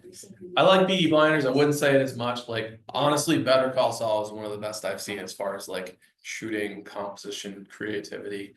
Really interesting. So color balance, perfect example of it. We were just talking about bad presentations. This is a bold color choice. That's a dangerous thing to use. It works perfect for this image. It's adorable. I one of the print competitions, I joked like creating a 13th element of cuteness. Yes. That I consider cuteness an element, and I can judge upon that if I want to. This is one of those. But look at the color balance. This is perfect. We've got all these yellow and blue tones that are opposite on the color wheel that work together perfectly to create a harmonious color. That's good. If this cup was bright red, if it was the same kind of general intensity for saturation that was red, probably would destroy this image. It just wouldn't work with everything else that's going on around it. This is a very similar, it's probably even more muted on this than it is as it was shot, but similar image, similar color palette. We've got the yellows and the blues. They did a good job of mixing those tones together with like the golden light. There's like a more muted example of still using the color balance. Center of interest. It's the point or points on the image where the maker wants the viewer to stop as they view the image. There can be primary and secondary centers of interest. Occasionally, there'll be no specific center of interest when the entire scene collectively serves as the center of interest. This is a good example of that. There isn't an easy place for that. I think that's an elephant's butt. It is. Okay, but the center of interest, you know, that's kind of where you land, but there's a lot to look at. What you're looking at when you're judging it is you're saying all just the little details. There's lots of, you have lots of room to wander. I get there's a giant butt in your face, but I mean, generally speaking, sometimes there's these images that isn't this like pow. That's where you're supposed to go. You just kind of wander, and that can either be like, this is just a garbage composition, or it's like, this was done well, and I just keep exploring, and there's more things to explore. Those kind of things are good. Here's another more like dead-on example. What a great center of interest being used here. You've got all kinds of beauty, tonality. There's a lot of things. Again, it's hard to, I guess it looks a little bit better. Oh, your head on actually looks pretty good. From where I'm standing, this is like terrible. But here's a great example. Clearly, you know where your eye is supposed to land. We've got also the brightest point in the image is her laying there, obvious center of interest. Here's an example of beauty one. And then you've got even compositionally, it's just kind of center plopped in the middle. Sometimes that doesn't work, but it was done perfectly here. Lighting. The use of light and control of light refers how to dimension, shape, roundness are defined in an image, whether the light applied to an image is man-made or natural. Proper use of it should enhance an image. So this is where lighting can be very important in like drastically changing an image. So like this image I pulled up, everything about this is great. You've got beautiful tonality. You have very soft light with the dew. It's like, to me, I saw it's like, this is like just a calming, peaceful image that's well done. It has a lot of the other elements, but the lighting, this had been like a flash blasting it. It totally changed the mood of the image, and it probably wouldn't be a merit image. It'd be just kind of like, you know, in your face a little bit too much. Great use of light, a little bit more intense. The model, the way she's, you know, posed with the outfit, like this works really well. We've got a little bit of rim light, a little bit of separation from the background. There's another example of it being done well. I was going to talk about this some, but I think for the sake of time, it doesn't really matter. I'll probably just skip it. But like this is just one of my images. Like when I shoot at the same set, you shoot at the same set. Like it's like sucks. I usually just shoot here under this tree, middle of the day, horrible light, Yes. and then blast them with a light. So like one of those from image competitions, sure, a lot of people, especially newer photographers, like, oh, I'll just put them under there. We'll just pull all the shadows, pull down the highlights, but it's hard to really pull this.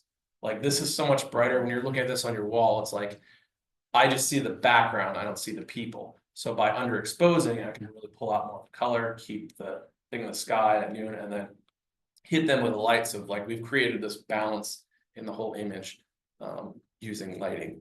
And kind of curveball time, like I had mentioned before, like this image that I had shot, you know, kind of goes against some of the normal rules of like, oh, well, technical excellence. Well, the blacks are all blocked up. You're not supposed to do that. Sure, you can do it if you do it intentionally, but it has to be obvious and it has to be done well.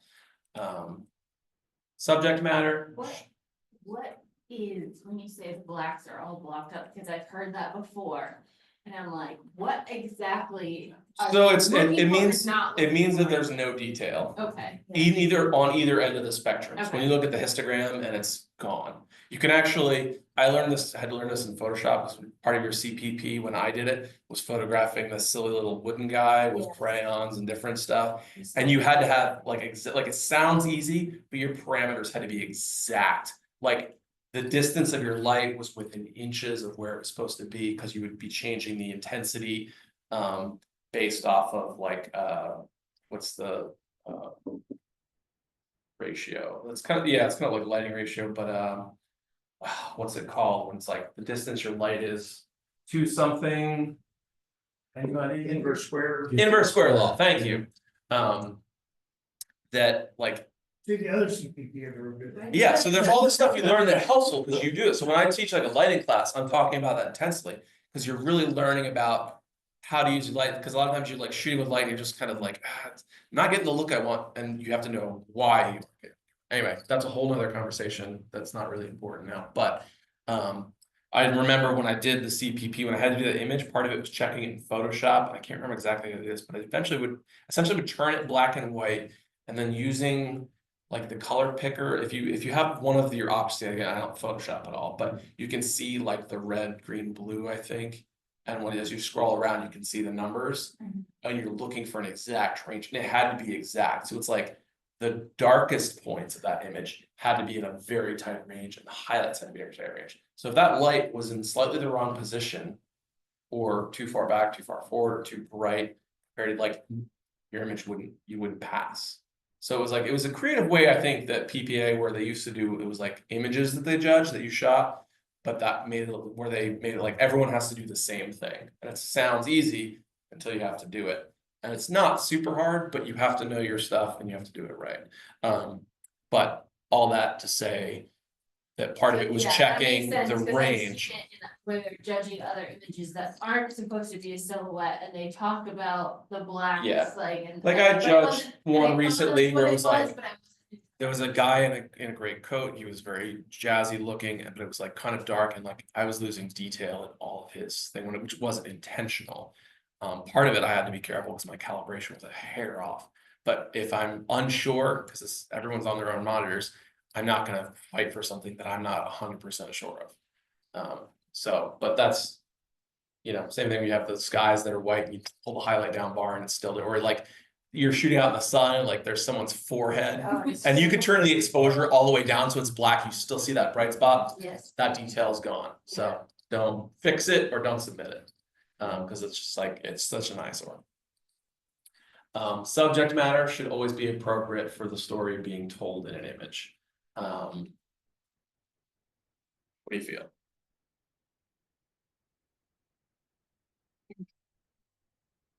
Intensity. Anyone else? Curiosity. He looks older. He's definitely older. I feel like he's gonna tell a scary story. Tell us, Sarah. Laura, what did you say when you saw this morning?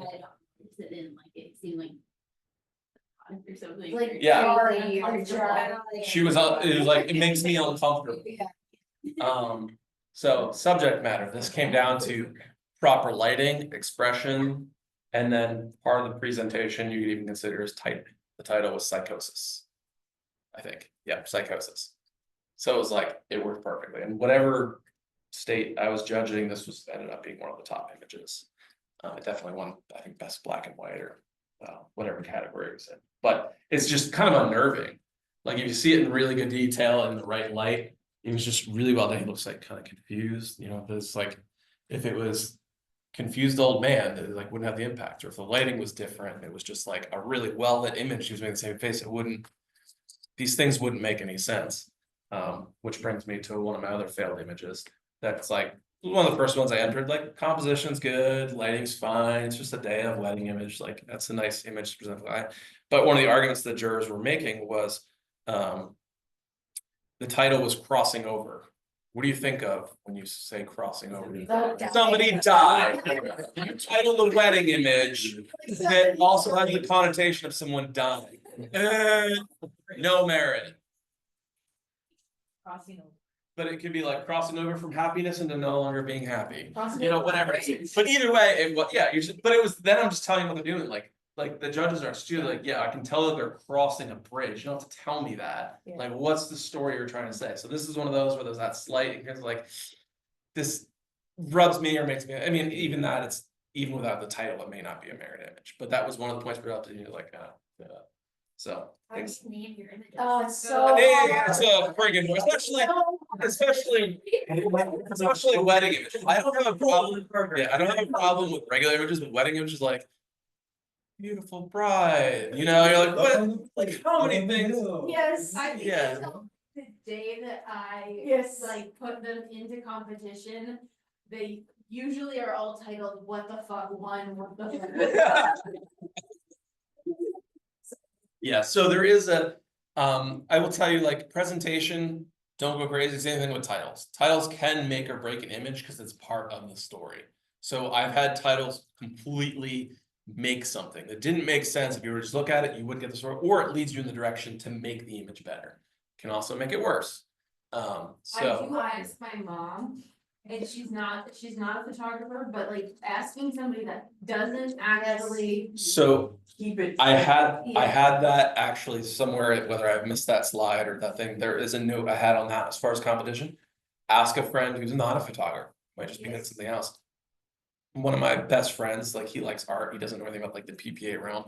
He's picked some of my images that have been my highest scoring that I wasn't gonna put in. He's like, that was great. It's like, really? And I'm picking it apart technically in my head, like even as a juror, like, no, because X, Y, Z, but it just has that impact and style that's like, damn, that's a cool image, or like they look awesome. So like then that, and it's been a couple of times now that it's been one of my higher scoring images that I was not expecting to merit. And you're still surprised, but you're like, this could be a home run, and then it's not. And then the one that was like, it's okay, someone's arguing up to 95, and you're like, okay, I didn't see that, but thankfully someone else did.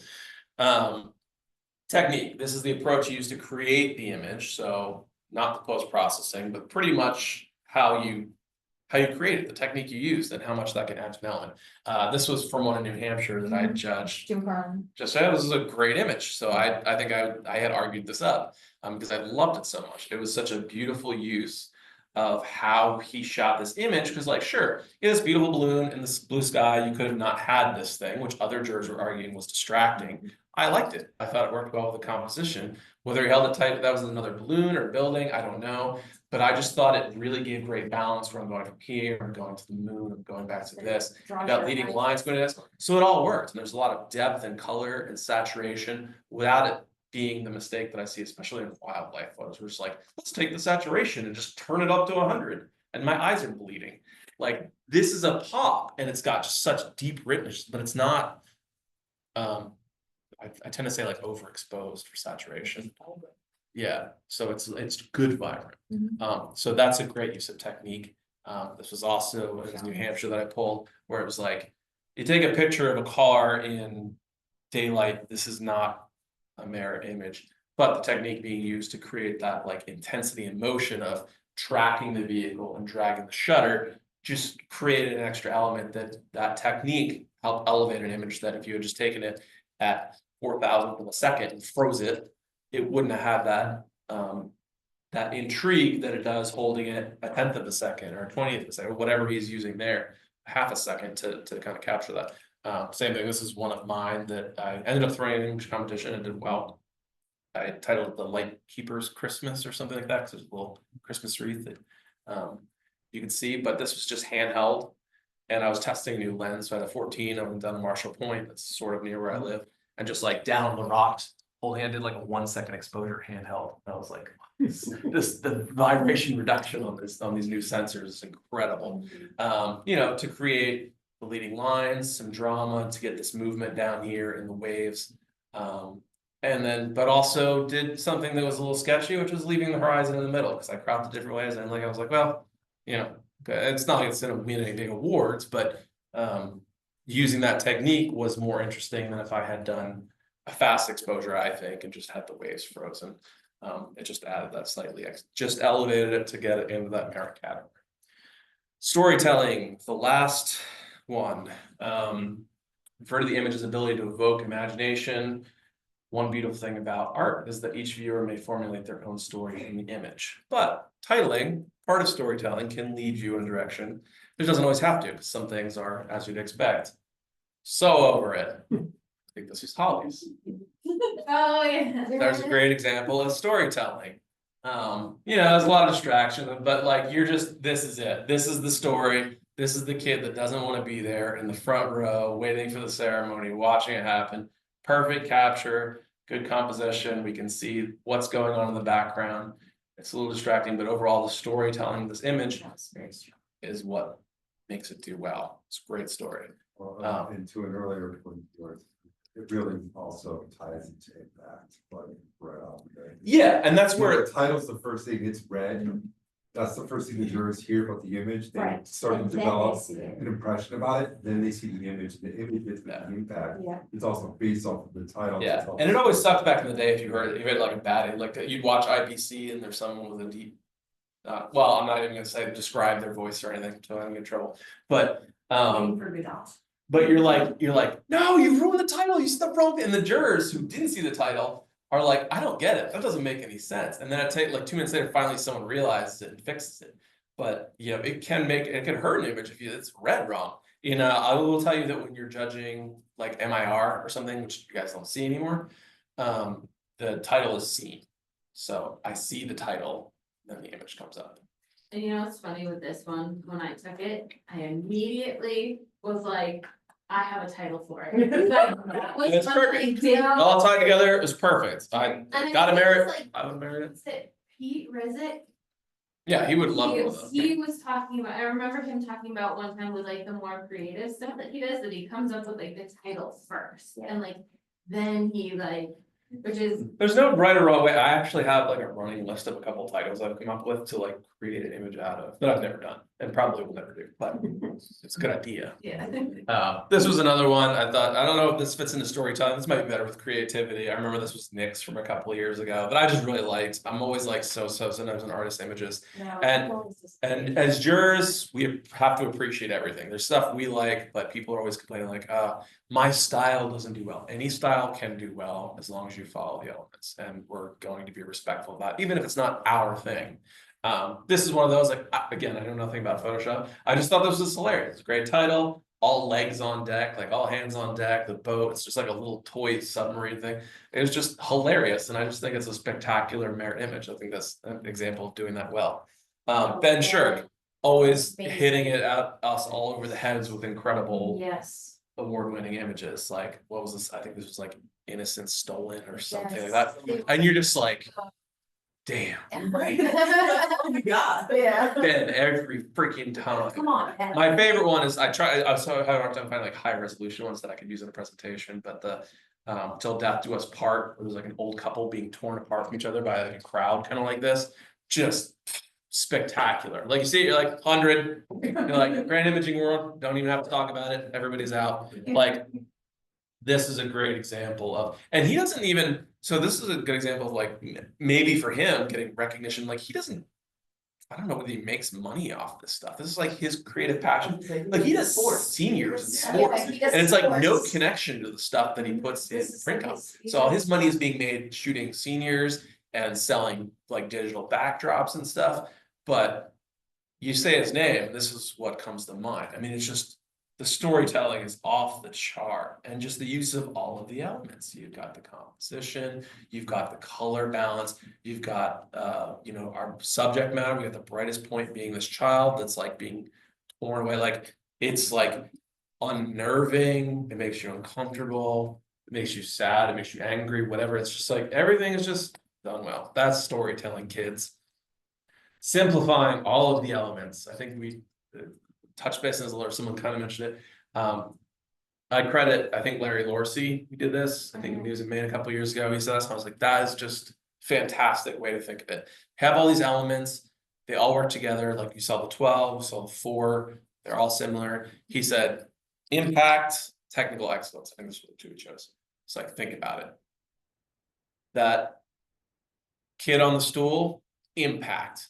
Technically excellent, yeah, there's like lots of things you could pick apart. But this or wasn't. My old couple in the wheelchair, same thing. You're like, impact. I mean, this, you know, Ben's has it all. That's why you get 100. But if you like, if you can have a perfectly technically excellent image that kind of hits all the marks, but it's not that impactful, like you better nail these. And you're like just going over the edge. So it's like, I can't find anything I don't like about it. I'm just not really that interested in it. Whereas like, wow, that's like, I want to see that more than once. And these things, this overrides that. So it's kind of a good way to think of it, one versus the other. It's just like the impact, the emotion of an image versus just the technical aspects. So I think that's a cool way to think about it that in my mind really works well. Questions on the 12 elements?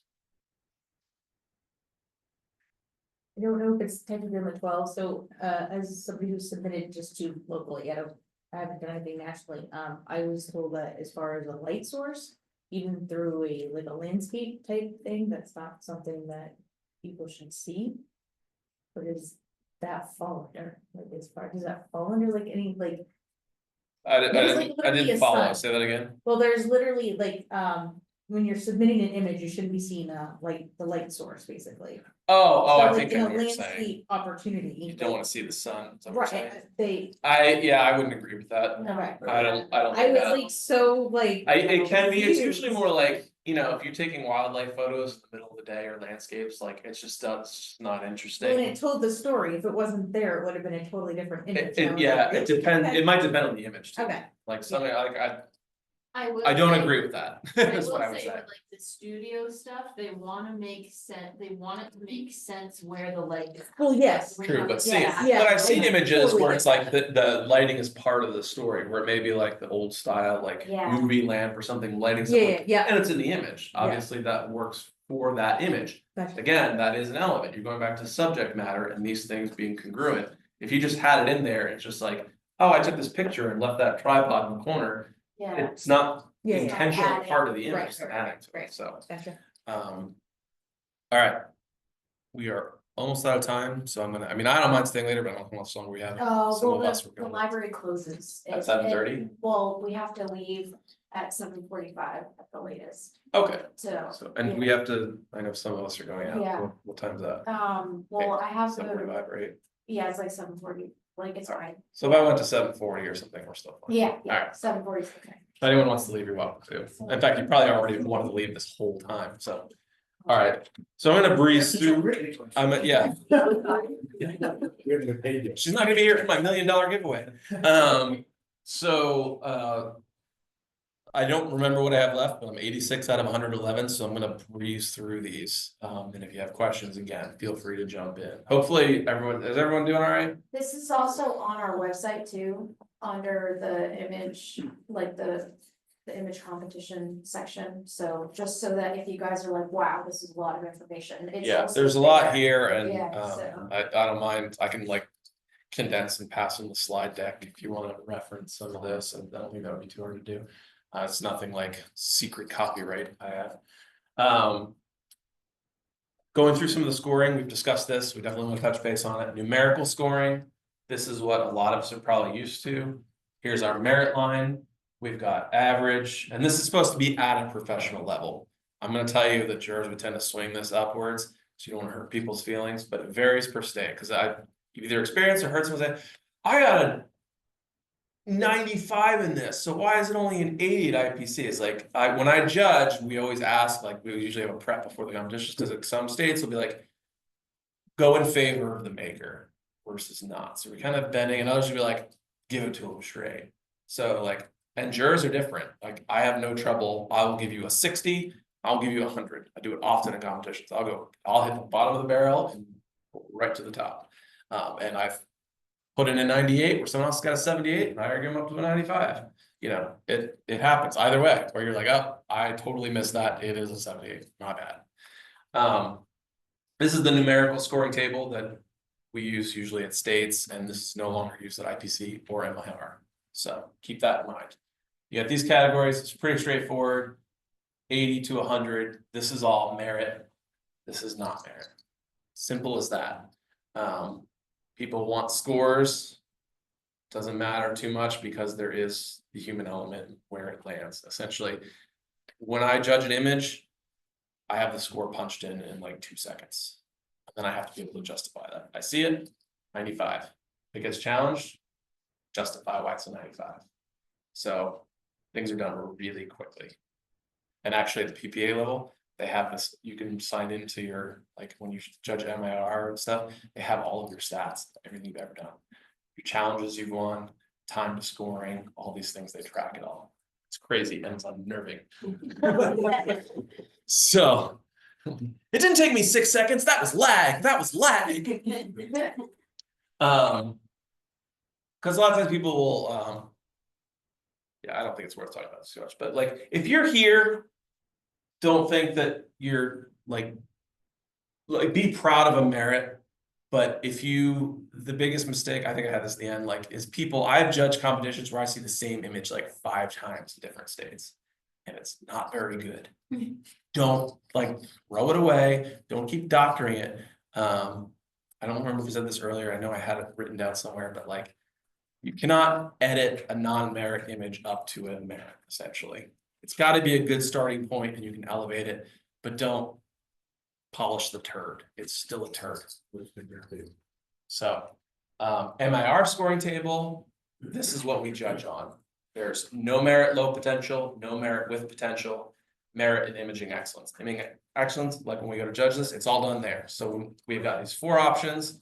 I click on imaging excellence, merit, all the challenges, everything works the same. Still the jurors, like if we're off each other, if we have like imaging excellence, merit, 3 no merits, and there's gonna be an automatic challenge. So all that stuff works the same. No merit, low potential, and they're trying to push this to help be honest, because this is like when I do a critique, if I judge it and say, it's no merit with potential, because you just want to be like, 79, be safe. Now you got to give the critique and tell them how they can get to a merit when it's not gonna get there. So they're trying to be more serious about like, if it doesn't have potential, say it doesn't have potential, which is low potential, that means it's not fixable, reshoot it. It's never gonna be a merit. No merit with potential, it still may never be a merit, but it's potentially fixable. There's an error that's seen or it's close, but no matter what, it's borderline. So don't think you're getting image excellence. So if you see that, for me, I would just walk away.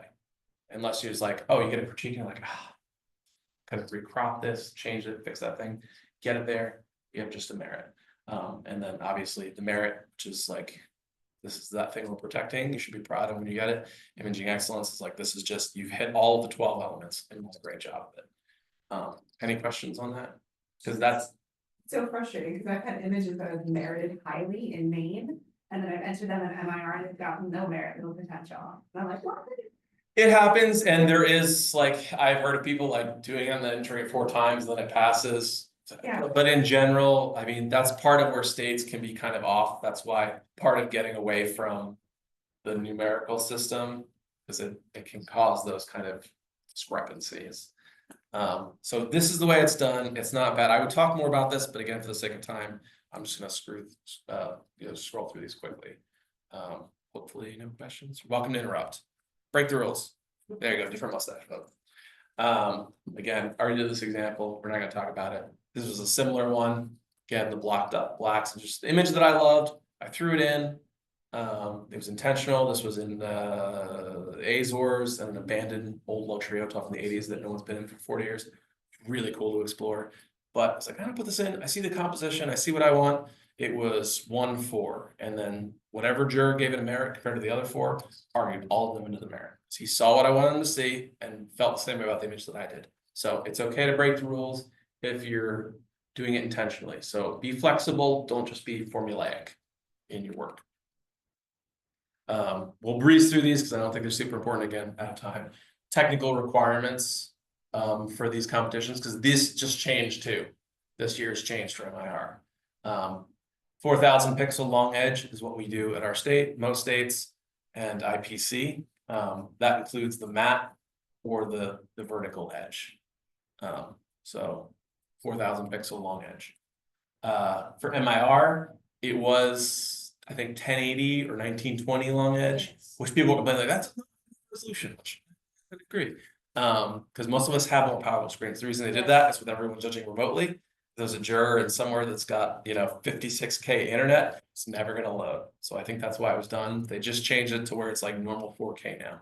So I wish they had just gone 4,000. That would have made it easy for all of us.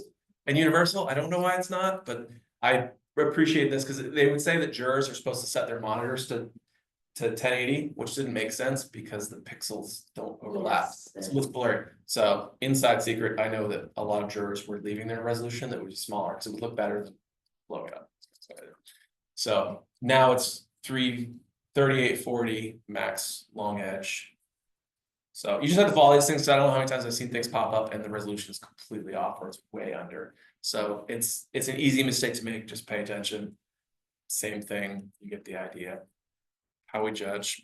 I don't have a lot of time with this, but like I said, we're doing it quick. We're using the 12 elements. We're using what's in front of us. So I'm not remaking your image. How you presented it is how I'm judging it. It's not my job to say, well, I would have done this different or better. What you give me, unless you ask for a critique, then I'm talking about it. I'm just judging what's in front of me. Challenges, again, that's where like one of us missed something, either way. And it's our job, like you work as a team and it's fun. You're listening, you're being flexible, even if you're not 100%. If the rest of everyone's going one direction, you should join them. Cause don't be the stubborn person. I judged one competition, there was someone who wasn't experienced at all. And they were just belligerent about something being a merit when it was hit no element, it was like a 65. We had to like drag the score down to like keep it out. And it was, you know, that's kind of hurtful, I think, to the maker that we had to do that.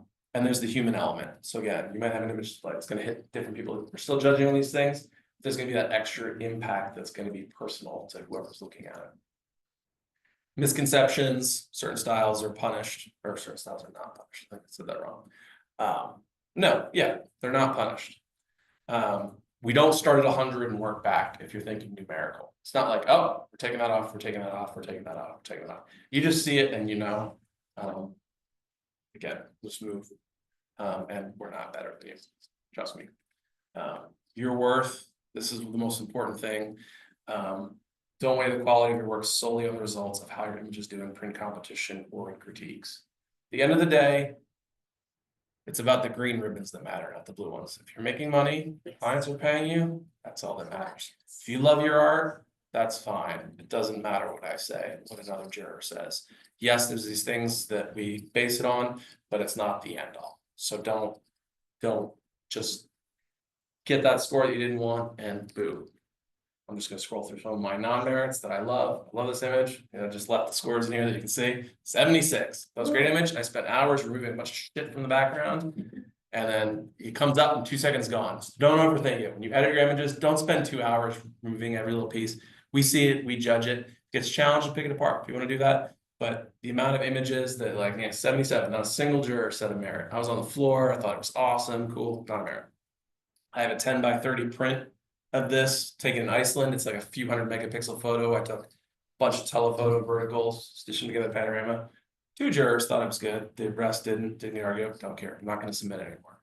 I was falling on my butt, like crawling around on this ice that was this thick in Iceland in the middle of the night to get this shot. I love it. I have a big print of it. 78. I thought this was a great wedding image. 78, not a single juror thought it was a merit. Just a serene image in Austria, black and white. Snow falling, good balance. No, not a merit. Don't force it. Try to continue to doctor a non-merit image that will not result in a merit image. This is another image I love. I believe it's a merit. Jurors continually tell me it's not. I've done it 2 ways. I just thought this was a gorgeous image. And there's a couple people who think so, but walk away. Just separate yourself. Be like, this isn't worth it. It's not going to do it. Tips. We talked about some of this. Ask friends, not photographers. They'll see something in your image that someone else will miss when it comes to title, when it comes to help picking your images. Get an outside opinion. You can ask jurors, like you can ask people like me, you can ask other master photographers in whatever degree, and you'll get a lot of helpful input. At the end of the day, sometimes the best images are the ones I've gone with my gut that I know aren't the best, or friends are like, ah, that's a great image. And then you realize that impact goes outside of our realm of what we've been trained, that this thing is universal. I think one of my favorite things was like going to like art museums in Europe and you walk, you're like, merit. You look at all the old masters and you just see all these things you've heard when it comes to lighting, the hand placement, just composition. All these things are beautiful and perfect. And that's why they stood the test of time. They didn't have PPA's 12 elements, but they meet that. So there is some universal aspects to it. Don't overthink it or over edit it. Again, you spend hours on an image, it comes up, that's going, you're like, well, that sucked. Just do it. We don't have time for this, but I think you get the idea from other things we said. You know, people notice awards, they notice the work you've put into things when you have degrees or certifications. It's like a measure of professionalism. That you've worked for these things, you know, you go in the hygienist's office and the doctor's office, there you go, there's the plaque on the wall from the degree they earned. You're like, oh, I'm allowed to be doing this because of that. That's part of it. And really pushes you to get better. It makes your work better. Like the amount I've improved over time that's helped make me more money has been learned through a lot of this stuff that I've learned from other photographers and improving my craft to get to a point where I feel better at work, and I know I'm creating not only better work for myself, but I'm creating better work for my clients that I know is the best that I can give them, which as a wedding photographer, that's what I'm going for. When I'm shooting a family, I want to give them the best that I have.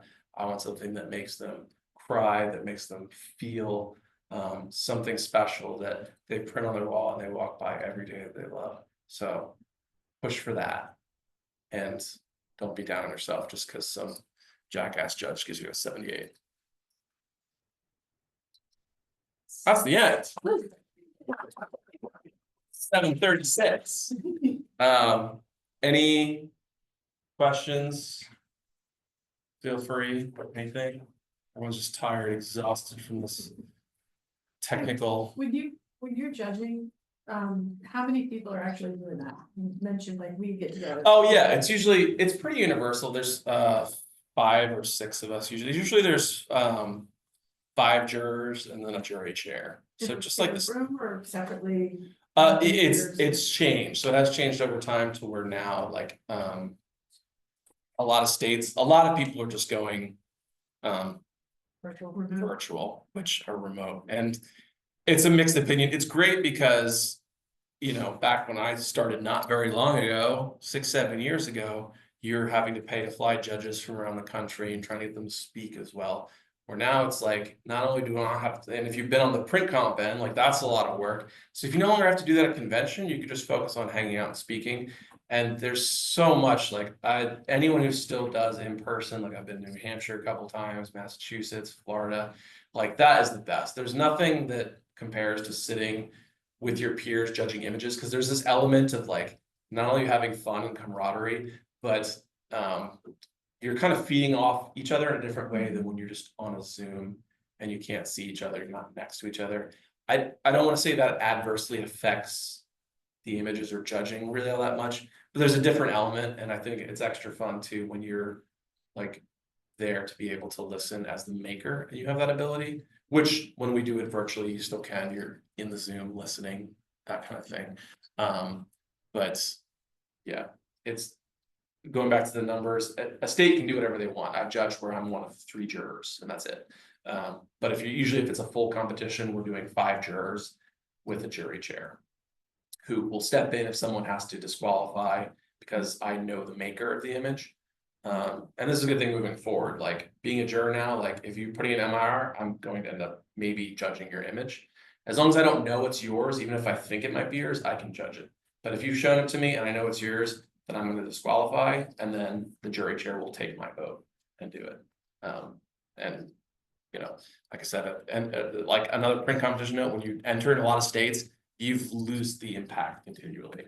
Like it's like, oh, I love this image, but I've seen it 3 times now. So it's like my excitement to argue for it is like, yeah, it's good for these reasons. It's like not that dull, but you know, it takes away from it. So. Anything else? Real quick, sorry, just while we have a second. So to branch off of what you were talking about, we actually are having an image critique. That's gonna be online. So James is gonna be helping us with that. We're gonna have a couple other people, but basically what that's gonna do is allow you to have an opportunity to submit some images before image competition for review. So that's gonna be happening Thursday, February 13th. We'll have like an announcement email go out. So keep an eye out on your email. And then what we're doing this year too is we're gonna actually be having image competition Club 79 viewing party at Smitty's in Topsom this year. So all of us are gonna get together. Everyone's gonna be watching the image competition live at the cinema. So if you want to see your photo on the big screen, this is your opportunity. So image competition is what day? Sorry, March 29th. March 29th. It's Saturday, March 29th. So mark that on your calendar. Typically, we have images due that week before.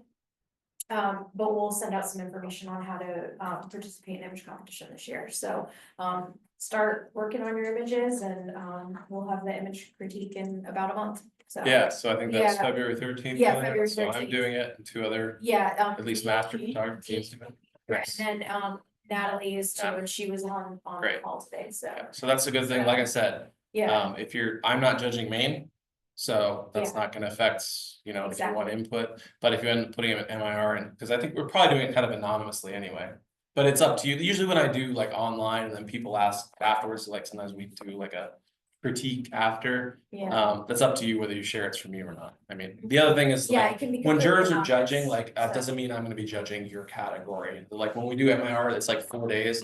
Like, I'm booked for one block in February where I'm doing like 12 to 5 o'clock or something like that, and there's 8 others that are gonna be going on, so, like, I'm. Don't let that discourage you from submitting, basically, cause. Oh, yeah, it 'cause- doesn't yeah. affect you, like I said, the Yeah. only downside is if you show me your image and tell me it's yours and I remember that it's yours. Sometimes I see an image like, this looks familiar, but I don't Yeah, remember it is, I can judge it, but, exactly. that's the only thing to keep. Is there a good way to learn the grading, The matting. the matting? YouTube.